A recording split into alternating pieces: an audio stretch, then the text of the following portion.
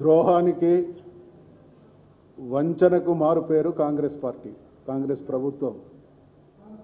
ఎన్నికల్లో గెలవడం కోసం ఎంతటి దిగజారుడు మాటలైనా కూడా హామీ ఇస్తాం, తర్వాత మోసం చేస్తామనే దానికి గడచిన 15 మాసాలుగా అధికారంలోకి వచ్చినటువంటి కాంగ్రెస్ పార్టీ అవలంబిస్తున్న విధానాలు, చేస్తున్న ప్రకటనలు, నిర్ణయాలు దానికి కారణం.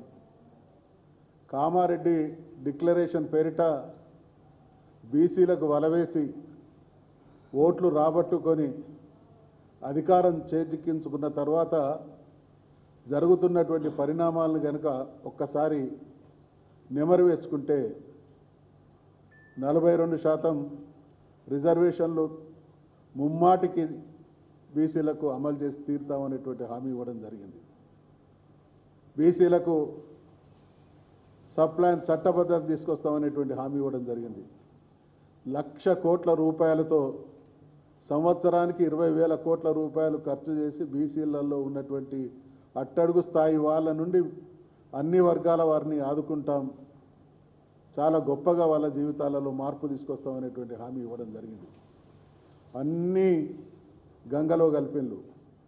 సంవత్సరానికి 20,000 కోట్లు కాదు కదా, పోయినసారి 9,000 కోట్లు మాత్రమే ప్రతిపాదించిళ్ళు. ఖర్చు ఆ మేరకు కూడా లేదు. ఈ సంవత్సరం బడ్జెట్లో 11,000 కోట్లు ప్రతిపాదించిళ్ళు. కేటాయింపులు, ఖర్చులు సమయం గడిస్తే కానీ తెలియదు. చట్టబద్ధత ఊసే లేదు.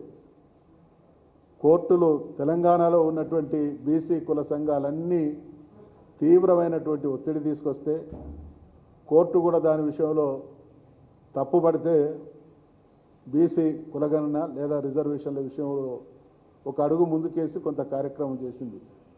చేసిన కార్యక్రమం కూడా అంతా తప్పుల తడకే. ఈరోజు మరి మేమందరం కూడా మొన్న ఇటీవల జరిగినటువంటి శాసనసభ శాసనమండలి సమావేశాల్లో బీసీ బిల్లును తీసుకొస్తే ఏ పార్టీ కూడా దాని మీద ఎటువంటి కామెంట్ చేయకుండా ఏకగ్రీవంగా ఏకాభిప్రాయంతో బిల్లులు పాస్ చేయడం జరిగింది. ఆ బిల్లులు ఇప్పుడు ఎక్కడున్నాయో తెలియట్లేదు. బిల్లు ఢిల్లీకి పోకముందే ఇది ఎవరు చేసిండ్రు? బిల్లుని తీసుకొచ్చింది రేవంత్ రెడ్డి నాయకత్వాన కొనసాగుతున్నటువంటి కాంగ్రెస్ ప్రభుత్వం. ఆ బిల్లు చట్టరూపం తాల్చాలి అనంటే దానికి సంబంధించినటువంటి ప్రొసీజర్ ఉంటుంది. దాన్నంతా ఫాలో అప్ చేసి బిల్లు చట్టం అయ్యేంత వరకు కూడా 9th షెడ్యూల్లో చేర్చేంత వరకు కూడా పనిచేయాల్సింది, దాన్ని సాధించాల్సింది కాంగ్రెస్ ప్రభుత్వం పార్టీ. ఈరోజు జరుగుతున్నటువంటి కార్యక్రమం ఏంది? మేమందరం శాసనసభ శాసన మండలి వేదికగా అధికార పార్టీకి సూచన చేసినాం. మీరు ఈ బిల్లు మనం ఢిల్లీ స్థాయిలో తీవ్రమైన ఒత్తిడి తీసుకొస్తే తప్ప అమలుకు నోచుకోదు. కాబట్టి గతంలో తమిళనాడు ప్రభుత్వం ఇటువంటి బిల్లును 9th షెడ్యూల్లో చేర్చుకోవడానికి ఆనాటి ముఖ్యమంత్రి జయలలిత గారు ఆ రాష్ట్రంలో ఉన్నటువంటి అన్ని రాజకీయ పార్టీలను చాలా బలమైనటువంటి శక్తిగా ఢిల్లీ మీద ఒత్తిడి తీసుకొచ్చి సాధించుకోవడం జరిగింది. అదే ప్రక్రియను మనం కూడా సీరియస్గా తీసుకొని మీరు ముందు నడవండి, మీ వెంట మేము ఉంటాం. ఈ రాష్ట్రంలో ఉండేటువంటి రాజకీయ పార్టీలన్నీ కూడా ఏకోన్ముఖంగా బీసీల విషయంలో సుముఖంగా ఉన్నాయి. కాబట్టి మీరు ఆల్ పార్టీ డెలిగేషన్ని తీసుకుపోండి, రాహుల్ గాంధీ గారిని ఇన్వాల్వ్ చేయండి. వెరసి ఢిల్లీ మీద ఒత్తిడి తేవడం ద్వారా మాత్రమే 9th షెడ్యూల్లో చేర్చుకోగలుగుతాం అనేటువంటి విషయాన్ని స్పష్టంగా చెప్తే, ఇప్పుడు దానికి భిన్నమైనటువంటి పందాలో ఈ ప్రభుత్వం, మరి ప్రభుత్వం నిజంగా చిత్తశుద్ధి ఉంటే ప్రభుత్వమే లీడ్ తీసుకుపోవాల్సి ఉండే, ప్రభుత్వమే లీడ్ తీసుకొని అన్ని పార్టీలను ఇన్వాల్వ్ చేయాల్సి ఉండే. స్వయంగా రాహుల్ గాంధీ కూడా వాళ్ళ పార్టీ నాయకుడు కాబట్టి ఆయన కూడా ఈ విషయంలో సానుకూలంగా ఉన్నారనేటువంటి మాట చెప్పింది. కాబట్టి ఆయన కూడా ఇన్వాల్వ్ చేసి ఒత్తిడి తెస్తే సాధ్యమయ్యేదాన్ని. అంటే బీసీల పట్ల మాట ఇవ్వడం, మోసం చేయడమే కాంగ్రెస్ పార్టీ విధానంగా ఉంది. కాబట్టి ఏ మాత్రం 42% రిజర్వేషన్లు సాధించకుండా పోతే దాని పర్యవసానాలకు పరిణామాలకు కాంగ్రెస్ పార్టీ బాధ్యత వహించవలసి ఉంటుంది. వాళ్ళు ఎన్నికల మేనిఫెస్టోలో ఇచ్చినటువంటి పార్టీగా, దేశాన్ని పరిపాలించినటువంటి పార్టీగా సుదీర్ఘమైనటువంటి అనుభవం ఉన్నటువంటి పార్టీగా ఇచ్చినటువంటి హామీ అమలు బాధ్యత కూడా వాళ్ళదే. కాబట్టి మేము హెచ్చరిస్తూ ఉన్నాం, మీరు ఈ కపట నాటకాలతోని బీసీ సమాజాన్ని ఏమార్చలేరు. బీసీ సమాజం చైతన్యవంతమై కూర్చున్నది. ఇవాళ ఎక్కడ చూసినా బీసీలు న్యాయసమ్మతమైనటువంటి మా వాటా కావాలనేటువంటి నినాదం ప్రతి ఇంట మారుమోగుతున్నది. కాబట్టి మళ్ళీ ఒకసారి రేవంత్ రెడ్డి గారికి సూచిస్తూ ఉన్నాం, హెచ్చరిస్తూ ఉన్నాం, ఎట్టి పరిస్థితులలో ఈ బిల్లు చట్టం 9th షెడ్యూల్లో చేర్చబడేంత వరకు మీరు చిత్తశుద్ధితో చేసేటువంటి కార్యక్రమాలకు మేము సహకరిస్తామనేటువంటి విషయాన్ని తెలియజేస్తూనే మీరు అవలంబిస్తున్నటువంటి విధానం మాత్రం పూర్తిగా బీసీలకు ద్రోహం చేసేదిగా ఉన్నదనేటువంటి విషయాన్ని గుర్తు చేస్తూ ఉన్నాం. ఇకపోతే రాష్ట్రం ఈ 15 మాసాలుగా రాష్ట్రం అనుక్షణం హాహాకారాలతో అలమటిస్తూ ఉన్నది. 6 గ్యారంటీల హామీల అమలు కోసం తెలంగాణలో ఉన్నటువంటి అన్ని వర్గాలు కూడా హాహాకారాలు చేస్తూ ఉన్నాయి. రేవంత్ రెడ్డి ప్రభుత్వం అంటేనే హాహాకారాలు అనేటువంటి విధానంగా తయారైంది. మొన్న మనం అందరం చూసినాం హైడ్రా పేరిట జరిగినటువంటి హాహాకారాలు. నిన్న చూసినాం లఘుచర్ల ఘటన పేరిట జరిగినటువంటి హాహాకారాలు. ఇవాళ చూస్తూ ఉన్నాం మరి హైదరాబాద్ సెంట్రల్ యూనివర్సిటీకి సంబంధించినటువంటి హాహాకారాలు. ఇదేనా ప్రభుత్వం అంటే? ఎన్ని మాటలు చెప్పిండ్రు మాకు. ఆ రోజు బీఆర్ఎస్ పార్టీని, కేసీఆర్ గారిని బదనాం చేయడానికి మాట్లాడినటువంటి మాటలు ఇవాళ మీరు 15 మాసాల కాలంలో మీ నిర్వాహకం వల్ల ఎవరు తెలంగాణ ప్రయోజనాలను కాపాడినలో, ఎవరు తెలంగాణ ప్రయోజనాలకు విఘాతంగా మారినలో కూడా సమాజానికి అర్థమవుతూ ఉన్నది. అప్పులు వాళ్ళు ఏమన్నారు, మేము గత ప్రభుత్వం చేసినటువంటి అప్పులు తెలుసు, తప్పులు తెలుసు, వాటిని సవరించడం తెలుసు, సంపద సృష్టించడం తెలుసు అన్నారు. ఇవాళ వాళ్ళు చేస్తున్నది నిత్యం అప్పులు, ఆస్తుల అమ్మకాలు. ఈ ఆస్తుల సంపద సృష్టిస్తాం, ప్రజలకు పంచుదాం అనేటువంటి మాటలు ఇవాళ మరి పేక మేడలైపోయినాయి. కేసీఆర్ గారు అప్పు చేస్తే సంపద సృష్టించిండు, ప్రజలకు పంచిండు. 1 సంవత్సర 15 మాసాల కాలంలో వాళ్ళే క్లెయిమ్ చేసుకున్నారు 1,60,000 కోట్ల అప్పులు చేసినామని. ఎక్కడ సంపద సృష్టించిండు?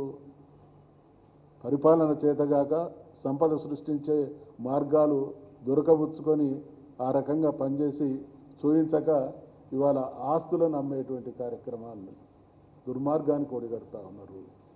ఇవాళ హెచ్సియులో జరుగుతున్నటువంటి దుర్మార్గాన్ని చూస్తూ ఉంటే కేసీఆర్ గారు ఏం చేసిండు తన పాలనా కాలంలో?